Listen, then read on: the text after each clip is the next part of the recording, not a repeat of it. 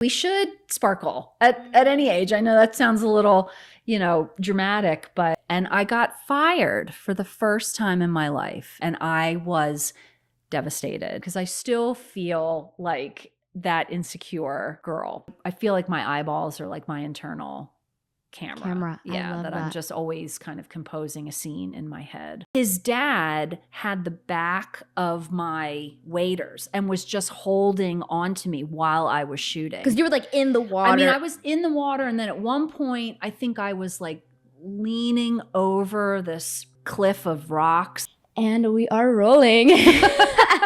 Hey, Tracy. Hello. Thank you so much for being here. Thank you for having me. I'm so excited. You are someone I immediately thought about when I was creating this podcast because you just have an incredible energy. And I want to really dig into where that comes from. The little bits that I know about your story are so intriguing. So I'm super excited that you are here. Okay. And for some context, for those of you who don't know, Tracy has been taking my pictures since since I was in high school. She took my senior photos. She has taken my college photos, and family photos with even my dogs in it. So that was so fun. It was so much fun, and you captured them perfectly. And she's so good at what she does. So amazing. But you started photography only 4 years ago, like officially as a business, right?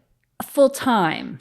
Yes. Okay. It had been my side hustle since 2007. Wow. I spent almost 20 years in pharmaceutical public relations.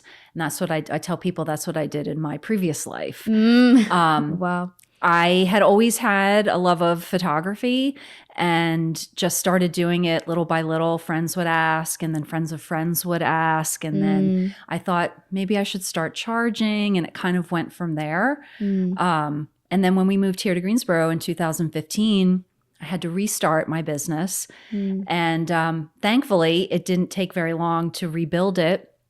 And you were living in Georgia before, right? We came from suburban Atlanta.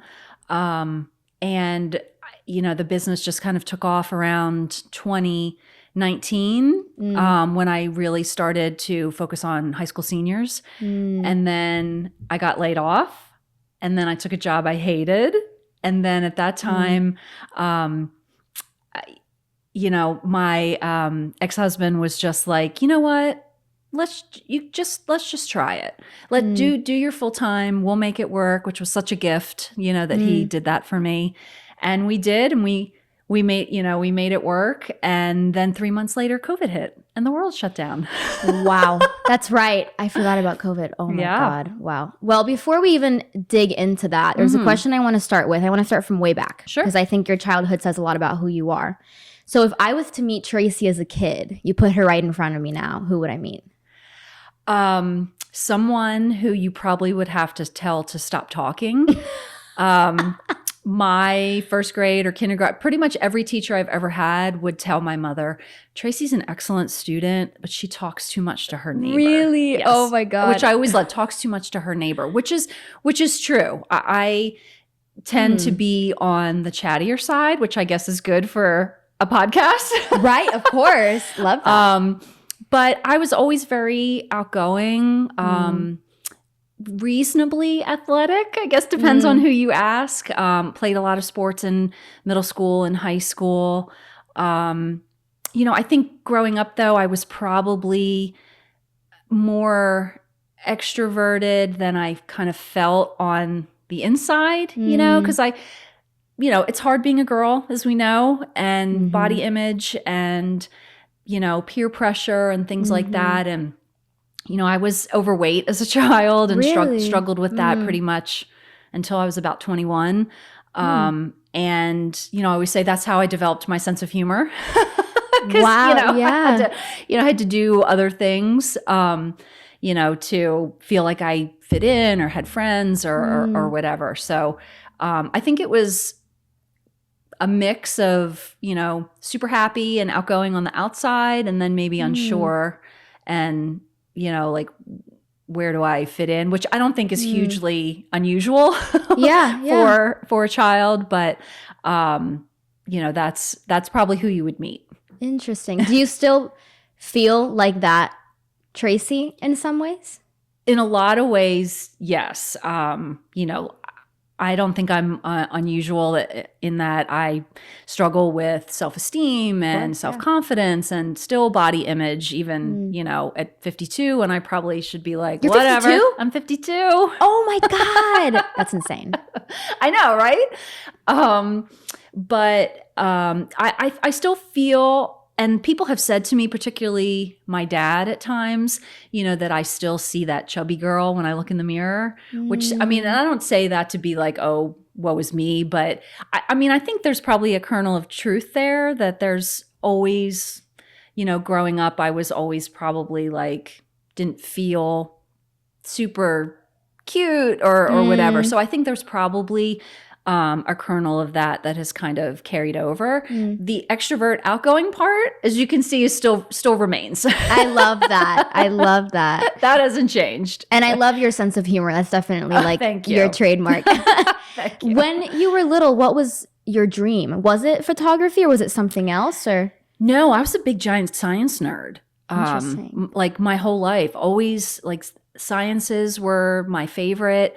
Microbiology, any kind of biology that did not require math. I cannot math. I gave up helping both my sons probably around the 4th or 5th grade. Luckily, they can math. Their father can math. I cannot. And funny enough, they're also kind of in that science world. Yes, right? Yes. And that's kind of, I always say genetics is an amazing thing, because Sam is my biochemist and Jack, is also a photographer, in his own right, even though he's studying international business at NC State. So I feel like I can see me in both of them, which is amazing. Which is kind of fun. Wow. Yeah. They look just like you. No, they do not. They do. No. That's so funny. They do. So back to then your career. Yeah. Take me through your choice to go full on photography. That takes a lot of guts. Take me back to that moment. What made you go, I'm doing it? Well, I'm not so sure that it was a conscious decision versus my external life kind of putting that change on me. Like, I had thought about it, and I love photography, and I could see that it was getting to the point where it was competing with my 9 to 5, and I was having to figure out, and where do I put people, and can I maybe take a half a day, like those types of things. But like I said, I got laid off from a job that I absolutely loved. I think I want to say it was maybe 2018, and then worked locally in a job in Burlington that was I did not like. It was not a good fit. And then I did what I think a lot of people do. I chased a paycheck and I changed jobs, and I went back to the public relations industry and worked for an agency that was based in New York City. So I was working back from home, and that was also not a good fit. And I got fired for the first time in my life, ever in my life. And I was devastated. Even though I hated the job and I felt like I was not in a position to succeed, and it just was not a good fit all around. It was still devastating to be like, I got fired. This was not my choice to leave, even though I probably would have left, maybe just not quite at that time. And at that point I was like, I already had a thriving business. And so it was kind of a logical step just to be like, I'm making good money. I had just around that time revamped kind of how I provide goods and services, for lack of a better word, to clients. So I was making a little bit more. And then I was just like, you know what, we're going to give it a shot. And maybe I'll have to go back to corporate, but maybe I won't. And so far I haven't had to. And it was honestly the best decision that I ever made, was to do it. 'Cause it's what makes my heart happy. It especially my work with high school senior girls, like when they come to my house, I tell them all, high school senior girls are magical unicorns for me. Also because I have 2 sons, you know, so I don't get to be a girl mom. So it's my time. I adopt you all in my head. I get to be a girl mom for a short period of time. And That's what makes my heart happy. So I 100% know I'm doing exactly what I should be doing. And you're so good at it. Thank you. And you can tell that you love it. Thank you. But it's still it was risky in that time. It was. And not everybody, I recognize that not everybody is in the position, financially or whatever, to be able to take a risk like that. I was lucky in that, salary wise and what I was making in corporate America kind of helped make that transition a little less riskier, but it was still a risk. It was still trying to replace one salary with another. And I didn't know if that was going to be possible. I'm glad I did it. But it was, kind of like fingers and toes crossed there for a little while. Absolutely. Yeah. I'm curious, what was that actual first step? I think a lot of people don't actually talk about what that looks like in terms of, how you get your name out there. So what was your first step when you decided I'm going all in? What did you start with? Well, thankfully because we had moved here in 2015 and I didn't take the business full time until January of 2020, I already had that runway of people knowing and booking me, right? So it wasn't like I was starting from scratch, which would have been terrifying, especially with the timing of COVID. Right. So I just continued doing what I was doing, social media, networking, friends of friends.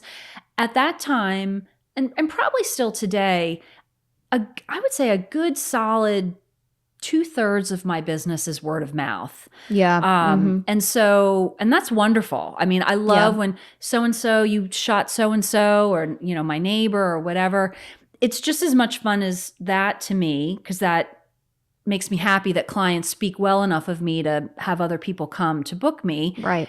That's just as fun as someone brand new being like, I found you on Google. I Googled Greensboro photographer and I'm like, yes, that's amazing. It's working. Yes. So it's just kind of doing those kinds of things. I do not pretend to be a social media marketing expert. You would think you're amazing at it though. No, for someone who spent 20 years doing public relations and marketing, you'd think I'd be able to PR myself a little bit better.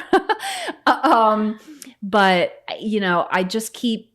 I was just doing what I do, and a little bit is luck, right? You get the one client that maybe is your biggest feeder, right, to other folks, and maybe you get another one of them, and then that spreads out. So I think it's a combination of luck and being a halfway decent photographer. You're unreal.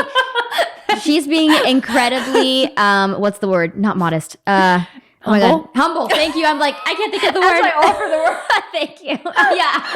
So humble. It's better when you say it. Of course. But thank you. I was like, I can only think of it in Spanish. I'm like, humilde. What's the word?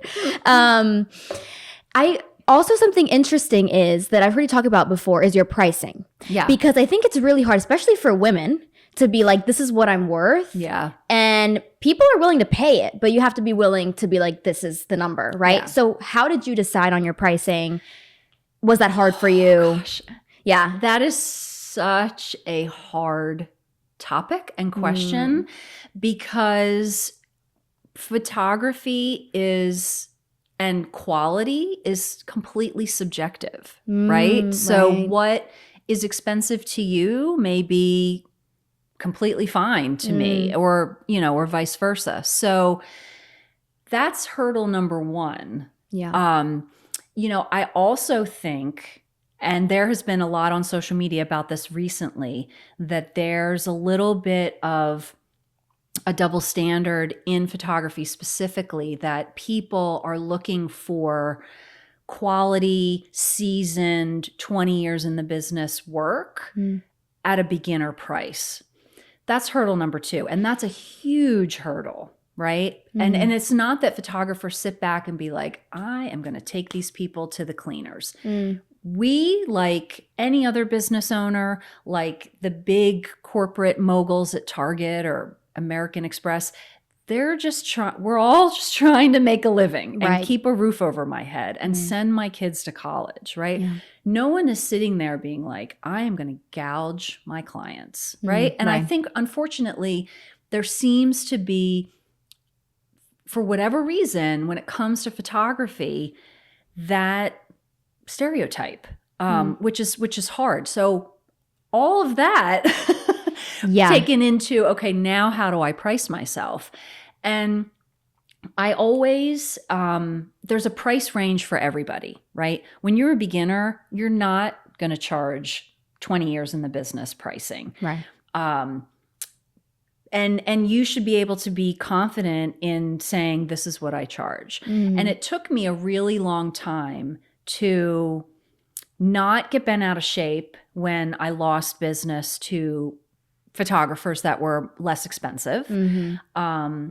Because in most instances, they were less experienced, right? So there's that push-pull of Right. Experience and cost and how people value quality and what they want to spend.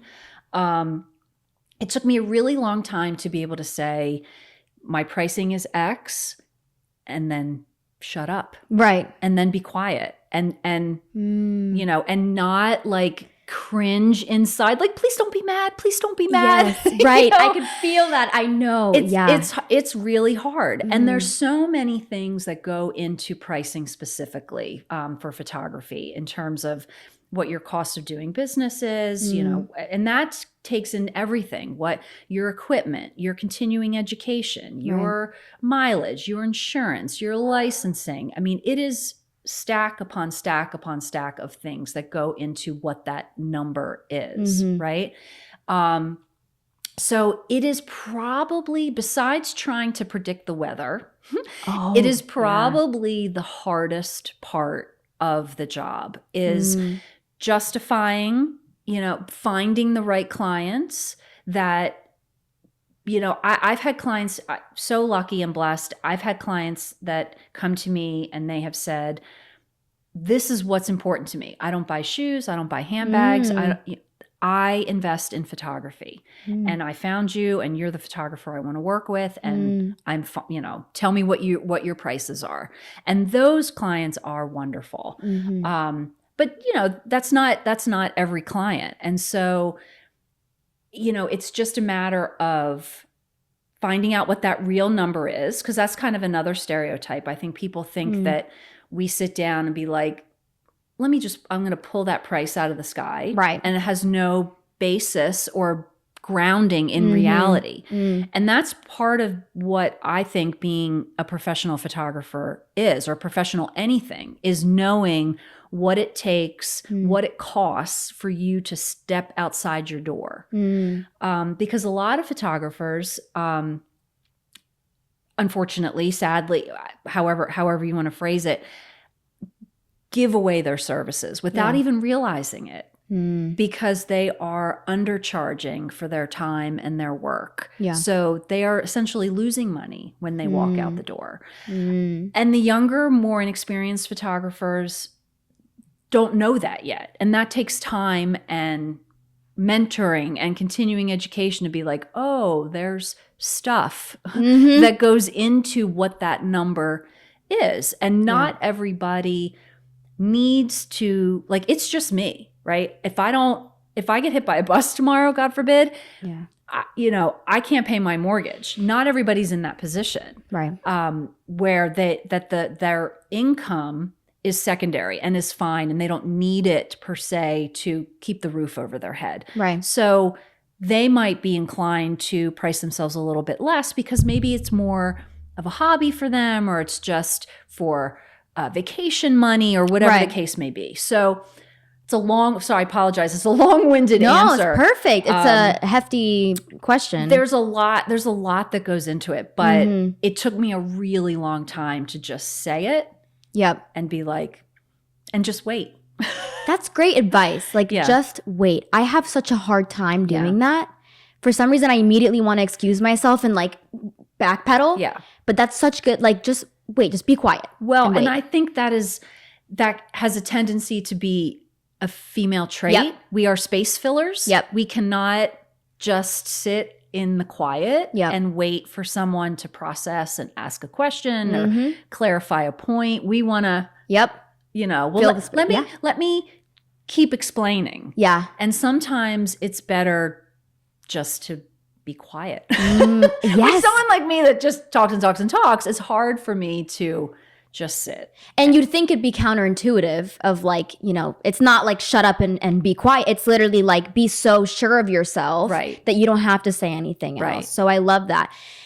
Going into that then, how have you explored more of your feminine side now in your 50s? How do you feel as a woman in your 50s?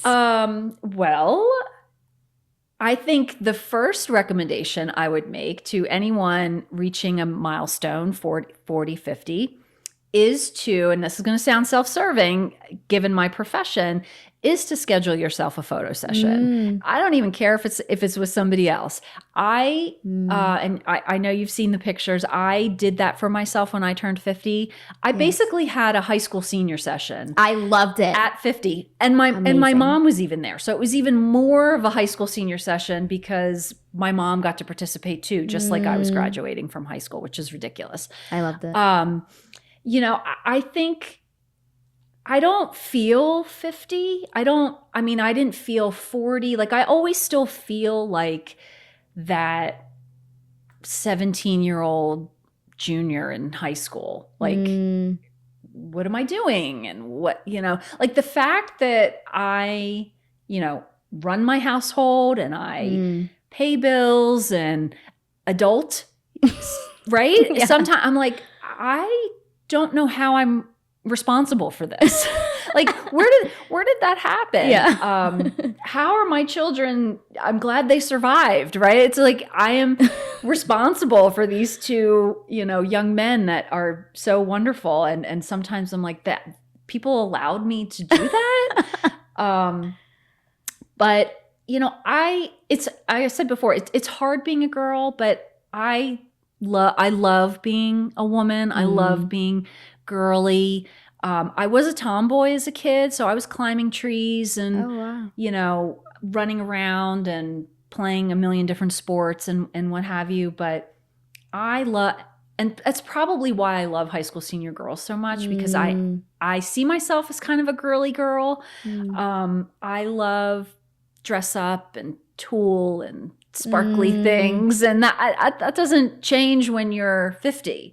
Yeah. My mother is almost 80 and she still loves sparkly things, and so I hope to love sparkly things when I am her age too, right? Yes. Because we should sparkle at any age. I know that sounds a little dramatic, but no, I love that. I think I am happy, as a 52-year-old woman. We can do a whole nother podcast on dating in your 50s if you'd like. I was just about to ask about that. God. Can we dive into that just a little bit? Sure. Tell me about that. I'm dying to know more about that. Well, it's not the best thing in the whole wide world. I'm not gonna lie. When you asked me about, who the girl it was that you would meet when I was younger and how much of that is carried over, a lot of that is carried over in my dating life, because I still feel like that insecure girl. And it's hard. It's social media and dating apps and the anonymity of swipe makes it so hard to connect with people. I liken it, it's horrible. I liken it to Amazon shopping, right? Because you're just looking through this like endless feed of men from, whatever, from sea to shining sea. It sounds ridiculous. But because there are so many, the connections are shorter, because if people are, just a smidgen unhappy, oh, well, there's 12 other people out there that I can replace him or her with, right? So it has made it.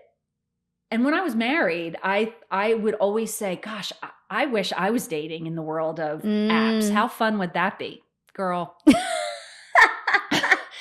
That person should not have said that. because it just is, it's difficult. It's difficult to make connections. It's difficult to keep connections. I will say, in its defense, it does give you a head start, right? Because it does try to match you based on likes, dislikes, personality, the whole gamut. So it's easier and better than just trying to bump into someone. I think it is a challenge to meet and find the right connections. It does give you a head start because it's definitely easier than trying to bump into someone at Target or the grocery store, right? Because you don't know who that person is. So I don't have any horror stories. I've only been stood up once, and I had the opportunity to tell him he was an ass. Can I say that? I'm Please. sorry. And tell me more. That What? made me happy that I got to tell him that he was a big fat jerk. And he apologized, and it was fine. But I've met some very nice men, and thankfully I don't have any horror stories. I don't. Thank God.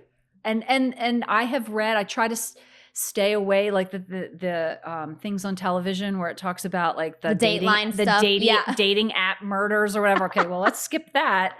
Or maybe I should watch it. I don't know, but it's been interesting. But I think it's one of those just necessary evils, I guess. It definitely has its place, but it is a challenge. It is a challenge because it just feels impersonal and superficial, right? Because you get a photo and you get like a little snapshot and you're making colossal judgments based on like tiny bit of information. And like of yourself too, you have to put yourself in a box, and that's kind of hard. Right. Now, I will tell you this, because the photographer in me could not let these men do this to themselves in terms of the photos that they were posting. So, it's like always them holding a fish or like a dead animal or the phone something down here. Oh, so they're shooting up their nose. So when I was on Match, the intro of I was like, okay, before I get to me, we're all in this together, fellas. So let me offer some advice. And I literally listed 5 tips about the types of photos that women want to see, also from a photographer's perspective. And I cannot tell you how many messages I got, just people thanking me, like, oh, I've taken a harder look at my photos. I appreciate you writing. And I was so afraid it was going to come off as snarky. Like, I just tried to offer it with love and with, we're all in this together and no one wants to be here, but let me just help you as a professional. I love that. What were some of the 5 things? Well, don't have sunglasses on in every photo. We want to see your eyes. True. Don't hold the camera below your chin, or you get double chin and up your nose. I'm trying to think of what else. Smile in at least one, because we just kind of want to get. I mean, yes, we're all, I guess, trying to make sure that we have teeth. I'm not gonna. It's hard. I can't not acknowledge that. That's so funny. But it's just nice to see, because a lot of people will just be like very stoic or grin and no teeth and whatever. So I think it's like teeth. Don't hold the phone down here.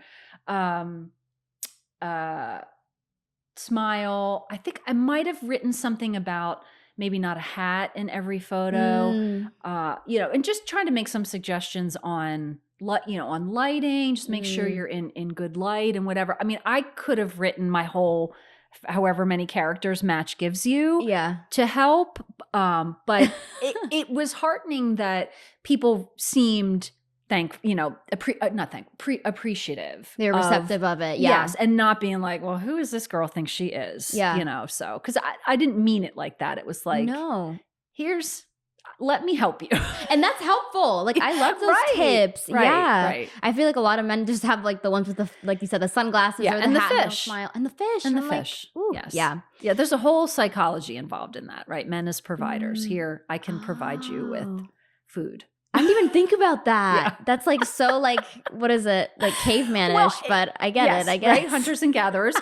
But also, I mean, if you think about it, most men are not taking selfies and taking pictures of themselves. So the only pictures they probably have in practicality are ones where they're on a trip with the guys or whatever, fishing, hiking. So that's why their selection of photos is limited. Is that but kind of something that just came up for me now? Like how dating in your 50s, right? So you're dating probably around your age, right? yes. Okay. But you seem to me like someone who's a very modern woman, like in terms of I hate to use this word, but sexism. Yeah. You know, what has been your experience with that? Have you felt like men are keeping up with the times your age, or they're a little bit behind? I think it depends on the guy, right? There's a lot of people, and women included, that are like, God, this is just awful, and I hate it's just a grind, and because sometimes it does feel like a full-time job. Yeah. So I think it's just based on their attitude. But you can set parameters for age and what you're looking for, and but yeah, I mean, I don't think so in terms of keeping up. I think a lot of guys, and I would say a lot of women too, although I don't see those profiles, is everyone's just like exhausted. We're just like, here we are, because no one expects to be, if you were in a long-term marriage or whatever, no one expects to be single in their 50s. Now, there are tons of people out there that have never been married and don't have kids, and that, and that's fine, and that's, their life choice. But for the bulk of people that are coming out of marriages or whatever, no one expects to be here. Right. So, it's been a learning opportunity. What have you learned about yourself through it? Oh, goodness. That I am still that 16-year-old girl in a lot of ways. That insecurity and that, excitedness and that what's happening and what am I doing? What's he thinking? That still exists. That doesn't go away just because, I was married for 20 years. Right.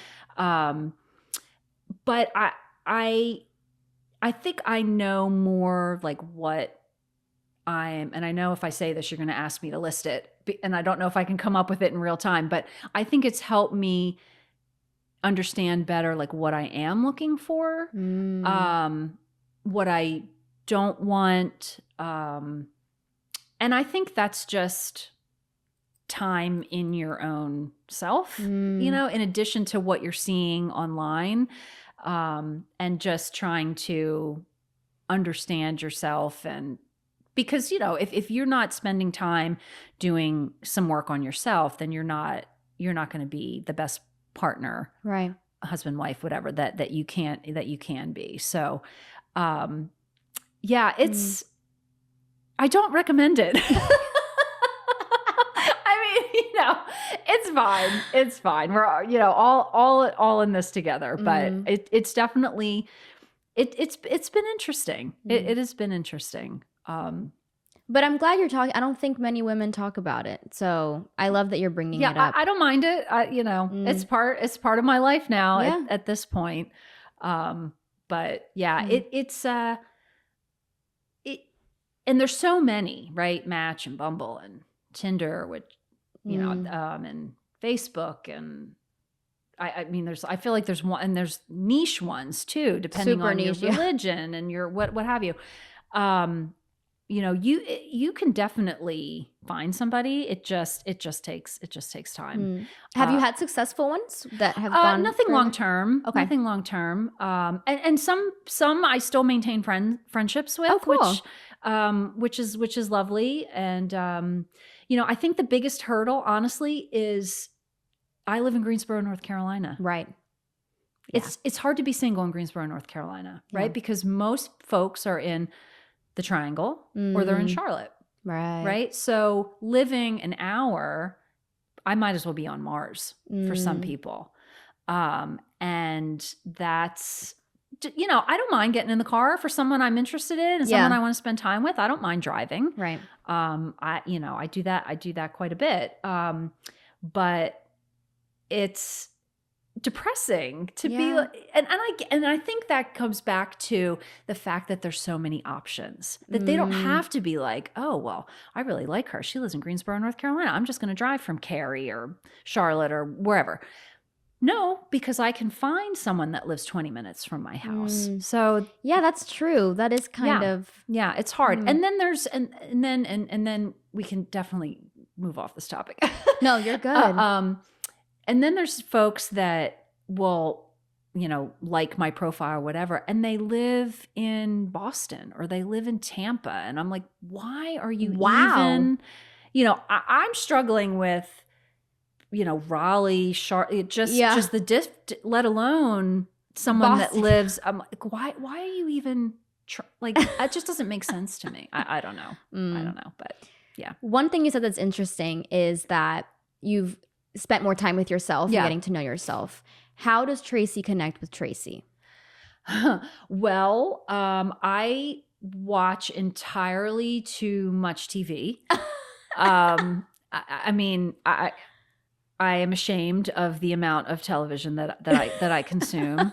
I mean, I think I just connect with myself through my work and my kids and my 2 fluffy cats and my family and just trying to and I have the sweetest friends. It's hard to make friends in your as an adult. As an adult, it's is hard. It is so hard. Yeah. And because I moved around a lot, that just has compounded it, right? So I have really good girlfriends that live in Georgia.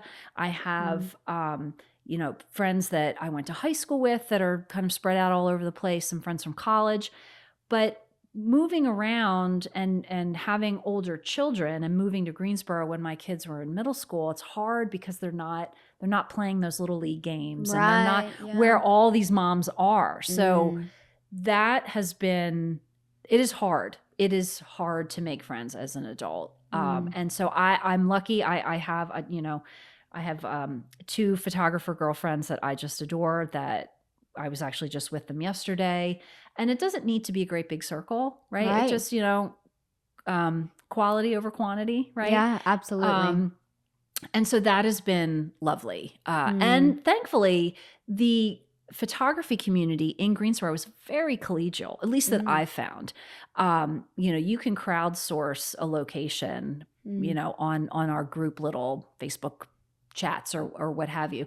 And where I came from in Atlanta, that was like, you don't ask another photographer where a particular location is. That was a big, giant no-no. So, so that was nice when I moved here. I was like, oh, people are nice to each other. That's so lovely. And so it's been a little bit easier to make friends within the photography community, even though we're all kind of technically competitors, but I don't really see it that way. My mom's like really big on that too, how collaboration's so much better than competition. Like people think like this is mine and that's yours, and but you can learn so much from each other. So I love that perspective. Yeah. I would love to hear about. Can you tell me a story about a time in your photography career that was particularly special to you in some way? I know a lot of them are, but if anyone in particular stands out. I don't think it's necessarily a particular session. I think, or like a person. I think it's more of like an archetype, like a lot of these girls mashed up together. Most girls that come to me tend to be on the quieter, shyer side. And they're not used to being in front of the camera and they're not super confident, right? And I always love watching the arc of a session in terms of how their confidence builds over time, right? Because everyone walks into a session like, what do I do with my hands? And where do I stand? And does my hair look okay? And do I have too much makeup on? And all those things. And then by the end, they are all like runway and making suggestions and, and so that to me is why I do what I do. And I think why I love it so much, because I didn't feel like that as a kid, as a girl, as a young woman. And so to see that happen in part because of, I think, what I try to give to them as an experience for their senior year means so much to me that they feel it by the end. Right. And I've had parents, mothers, pull me aside or message me separately and be like, I cannot even tell you the amount of confidence this session gave my daughter. She's a completely different person. Or they'll text me, so-and-so has been over the moon for the last 3 days. Like she has just been walking on air. That to me is amazing. And why I love senior photography so much, and why I struggle when potential clients just want like a super short, let's just do this and we'll be done. And that's fine. You may not have a need for a big experience. It's all what you're wanting. But I always say this is your movie star moment, right? That's like my little mantra. And it, because it's so hard being a teenage girl, having this kind of experience is, I think, important. I mean, it's not life-changing. I mean, maybe. It could be.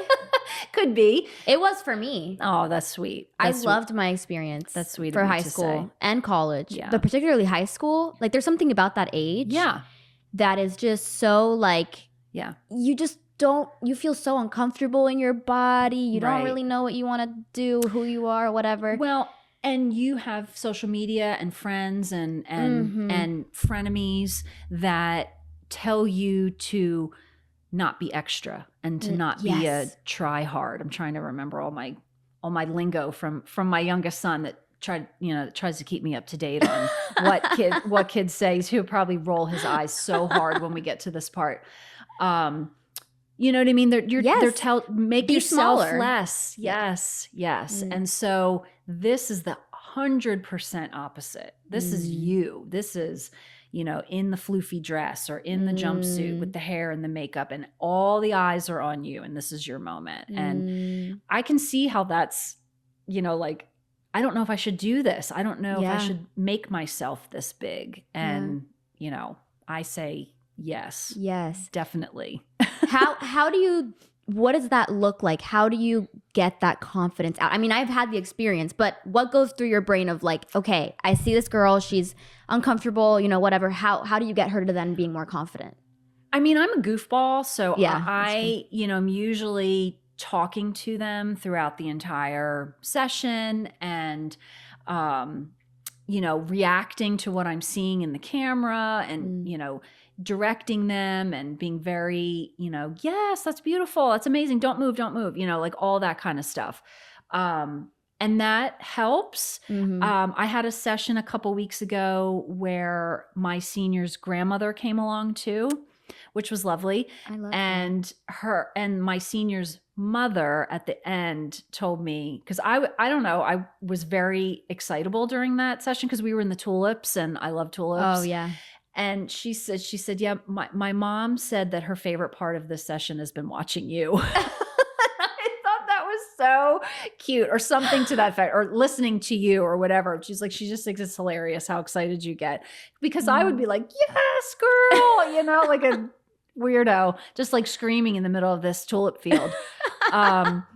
So, I think that helps, and just watching the way that moms watch their daughters during a session. I have had dads come along to a couple sessions, or to come to their ordering appointment, and then they're like, I didn't realize you were going to make me cry, and which is just so darling, which is why I keep tissues in my office to be like, smart. Here you go.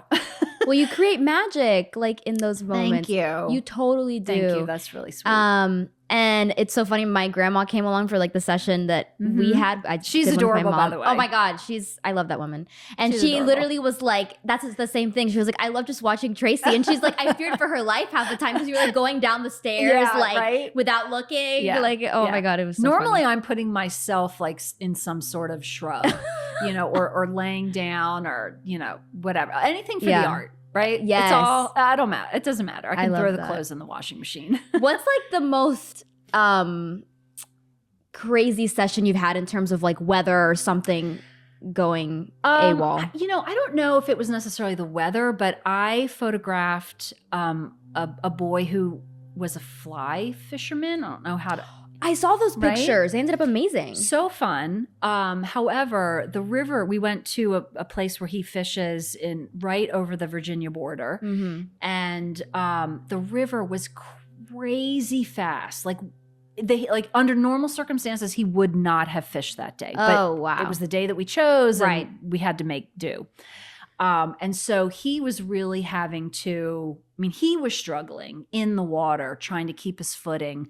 Yeah. And then I'm in waders, which was hilarious, the suspenders, and his dad had the back of my waders and was just holding on to me while I was shooting. Because you were like in the water. I was in the water. And then at one point, I think I was like leaning over this kind of cliff of rocks, and his dad, I think he had his hand on something like steadying him, and had his hand on the back of my waders. I have video of it, which is just hilarious. That was nuts. It was so fun because it was so far out of my element. Yeah. And it just was hilarious to put myself in waders and, get in the water. And I was kind of honestly disappointed that the river was that crazy, because I was prepared to be like, in it. I'm like, if I'm putting waders on, I'm in it. I'm not coming to play. Right. Yeah. I'm going to be up to my belly. And so that was crazy. But that was 2 years ago, I think. Super fun. So, I remember those pictures. They were super cool. You do really cool. Like, you're down for anything, it seems like. Yes. Yeah. Bigger, better. And you had a girl who brought her fish, right? A goldfish. In a little bowl. Yes. Oh my God, I loved that. Yes, that that is by far one of my favorite sessions, because that was a whole like Princess and the Frog kind of themed with the fish. Because what I tell them is, the more they share with me, the more their session is going to be, right? I am going to give them all my crazy ideas, all my creativity, which is why I hope they come to me and hire me and like my work. But it's still my stuff, right? Yeah. I want to know all the things that you love. And she hadn't mentioned to me that fish, that she loved fish. We were talking about volleyball, and we were confirming up like the week before her session. And I said to her, is there anything else you want to include? And she says, well, and we were on FaceTime. Well, the only other thing I'm into is fish keeping. And I went, I'm so sorry.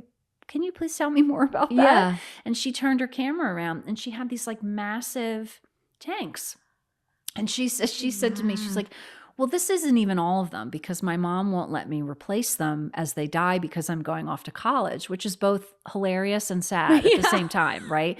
And so immediately I was like, do you have a favorite fish? Which of course, naturally she did. And then I was like, do you have a small little, and she, yeah, I have. And I said, okay, here's what I'm thinking. And that day was probably 40 degrees with about 30-mile-an-hour winds. Oh, God. Which I've changed. I don't shoot in 30-mile-an-hour winds anymore. Probably because of that session. So it was bitter. It was toward the end of the season. It was so cold.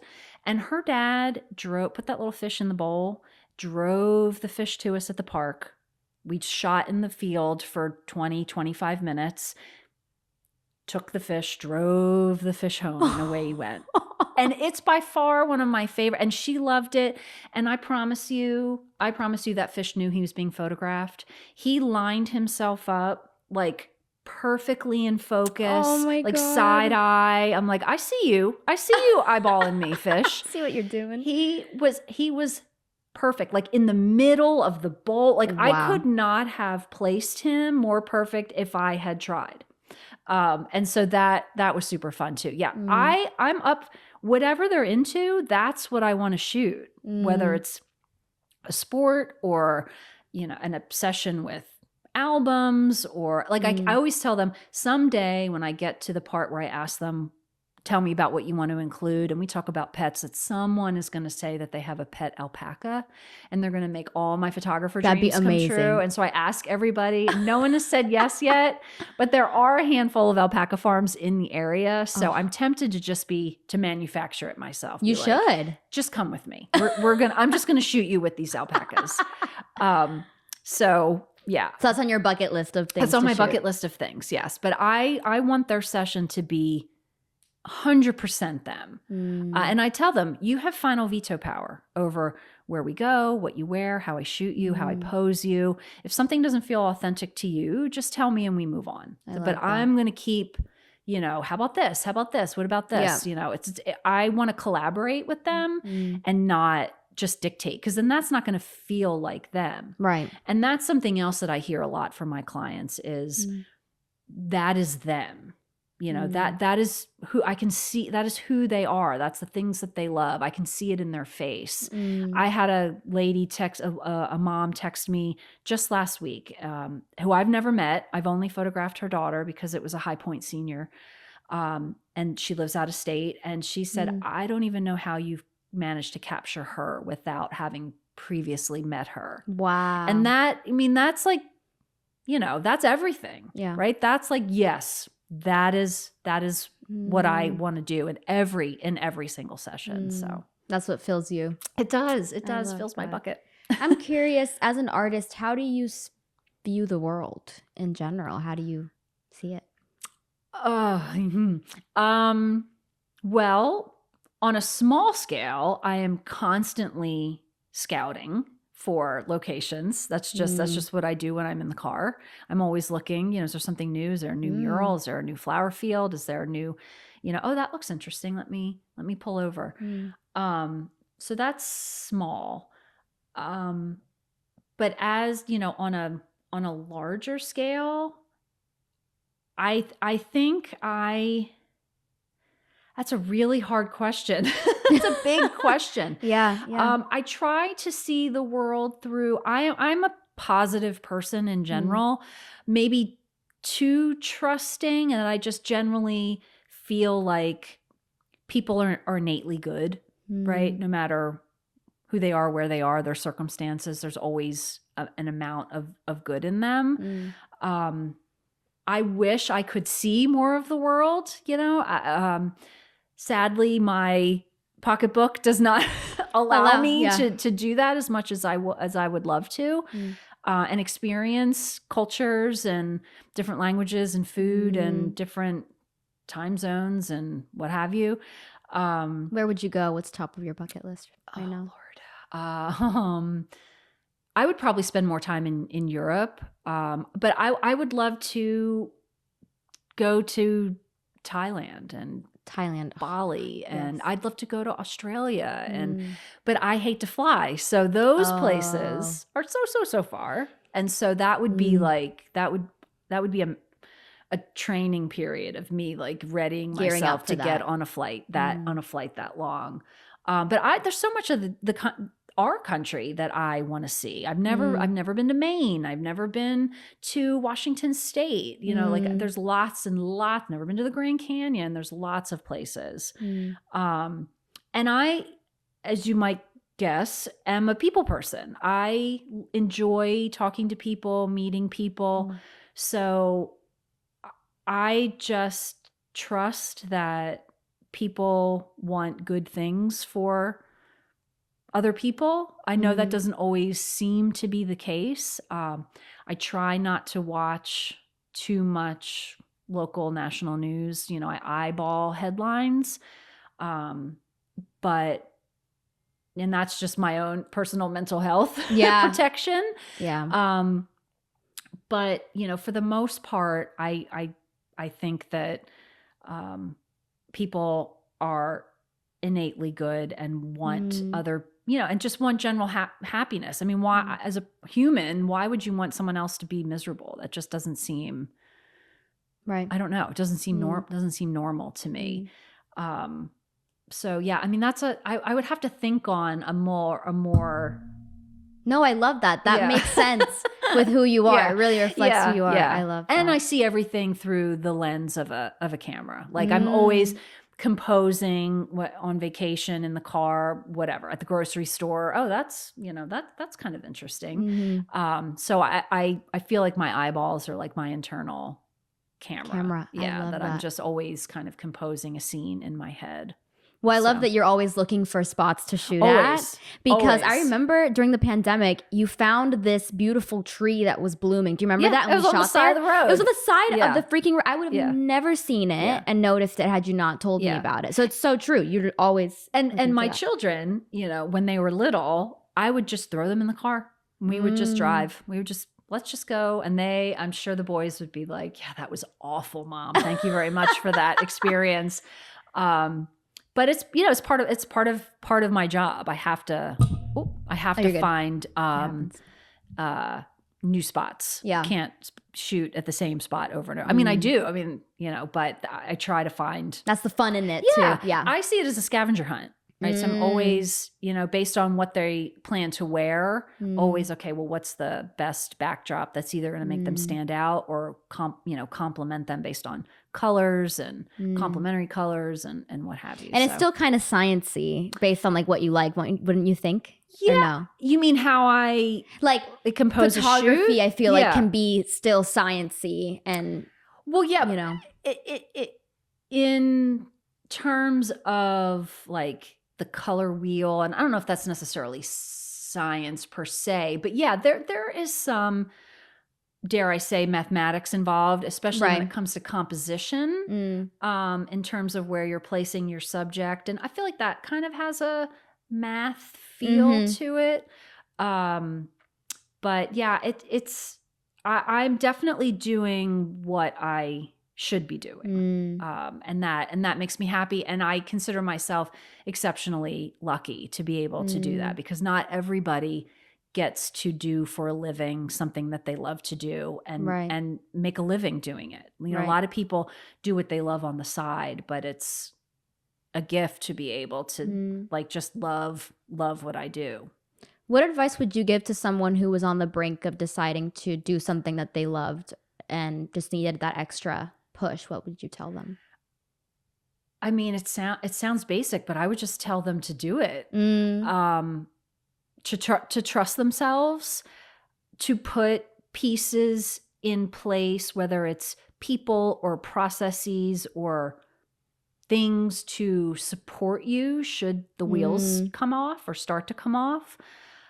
Because there's no reason why you have to do it yourself and, you know, only yourself. So I think there's a smarter way to go about it by, you know, having a safety net or putting things in place. Like, okay, well, what's my backup if this doesn't work? But I am always a go big, like just like do it, do what makes your heart happy. And I know that just sounds so like syrupy, but you know, at 52, I feel like I absolutely should be doing what makes me happy, right? Why wait? Why, you know, work in a 9-to-5 job that, you know, makes me miserable? Right. You know, I'm much happier doing what I'm doing. So I have a final 5 questions. Yes. for Okay. you. I've been waiting for this. All right. So since you mentioned you love TV, Oh gosh. what is your go-to movie or TV show when you need comfort? It's horrible, and all my friends make fun of me, but I'm a true crime girl. I love. I mean, so Law and Order. Okay. You know, I probably have seen every episode 500 times. I don't know. Really? I just love. Yeah, I love a good crime serial. You know, where it's kind of formulaic, but I love Law and Order, and then I'm a true crime girl. So crime comforts me. I love that. But I don't think at my age I am alone. I think that is very stereotypical for women my age. You know, we're all Dateline freaks.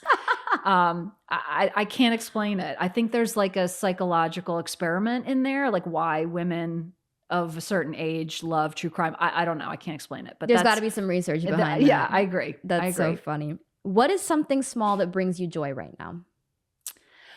My peonies in my backyard. I am not a green thumb. I do not have a green thumb. And I've planted flower boxes, and I have flowers that were planted last fall that are blooming now. I go and I literally go and I visit them every day. Even if it's not to water them necessarily. I go and what new buds have opened. I mean, it's a little silly, but it makes me happy. So. I've been really wanting to get into gardening. I feel like there's something so fun. like it's cool so about fun. it. Yeah. And you get that. It's not quite immediate gratification, but you plant something and it doesn't die. That's amazing. Right. Or even better, you plant something and you wait you wait through winter and then it comes up. That's amazing. I love so that. It's like that. That's probably what I would say for most recent. I love that. What's a hill you're willing to die on? That candy corn is the superior Halloween candy, and that Peeps are garbage. Okay, I could do a whole episode on that. I will die on that hill. That's so funny. Yes. I don't like Peeps either. Peeps are awful. My mom loves them stale, which don't ask. Like kind of crunchy-ish? Don't ask, yes. But I will go to fists over candy corn. 100%. What's something you're proud of that has nothing to do with work or relationships? Oh, Lord. What else is there? Other than work or relationships. Or just anything. What's something you're proud of? Can be anything.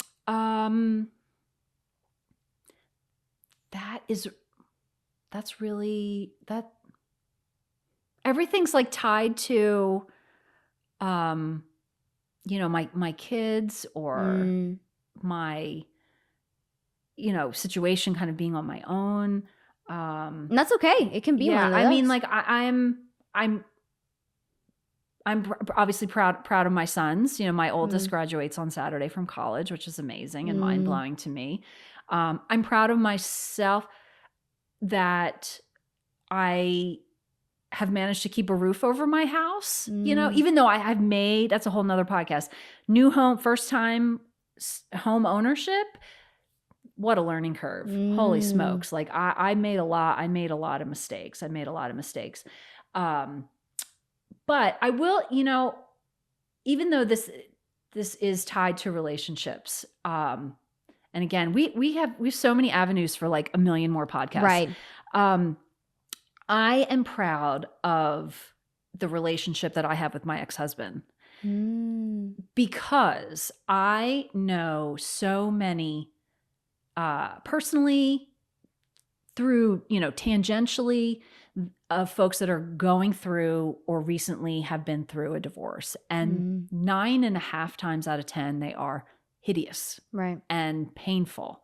And while my divorce was not a walk in the park and it was not a joyful occasion, we have maintained a really solid co-parenting, but also a friendship, right? We were always good friends.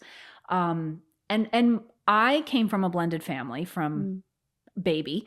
So I had good role models. It was well modeled for me. And I know it wasn't easy for my parents. And I wasn't obviously privy to all the details, but a good extended family was well modeled for me. And so Bill and I have said on occasion, like sometimes out of the blue, like, we're so proud of each other. Like, I'm so proud of you. I love that. Which is so silly. But, we both have friends that have gone through pretty traumatic divorces and where they have been awful to each other. And I am just grateful that we are kind to each other because it's not easy. Right. It is not easy. And, so I would say I'd probably put that one in there too. I love that for so many reasons. Yeah, that's amazing. This is something we end every podcast on. Okay. If I was to take away your work, anything superficial that we tend to say when people ask us, who are you? Who are you really? If you take all of that away. I am a Philly girl. I'm a girl, a woman that tries to find happiness and joy in small things. That's hard. That's hard on a lot of days. And not for one particular reason. Yeah, I don't know. I'm just a girl. That's a That could be Gwen Stefani song. Yeah, I feel like I carry a sense of, I don't know if this is right, a sense of whimsy with me. I love that word. Wherever. Yeah. I love that word too. You've been to my house, my house is whimsical. It's like looking into your soul, literally. I mean, it is a physical manifestation of my personality for sure. But I feel like that is important to maintain, a sense of wonderment about the world and people, and being curious, to not just be like, okay, I've learned everything I'm going to learn. I've done everything I'm going to do, because I don't subscribe to that. I'm curious. I am always interested in learning new things and meeting new people and seeing new sights and what have you. And I think being whimsical helps keep you young and helps you maintain a more positive outlook on life if you can find something silly that makes you happy. So, I mean, we have to be serious most of the time, but I think kind of keeping that little bit of, whether it's childlike wonderment or whatever, which is probably why I'm super sentimental. So I think it tracks with, my love of holidays and Christmas and getting weepy on Main Street in Disney World because my dad took me a bazillion times growing up and whatever. So I try to keep that where I can, because life can, and external circumstances can be, we need that, not so great all the time. So yeah, I love whimsy. that. Keep whimsy. Be Keep whimsical. it whimsy. I love it. Be whimsical. Oh, I love that. Thank you so much. You are so welcome. This has been really fun. It was so amazing, and I feel like I know you so much more now. And yeah, you're amazing. Thank you, sweetheart. Tracy.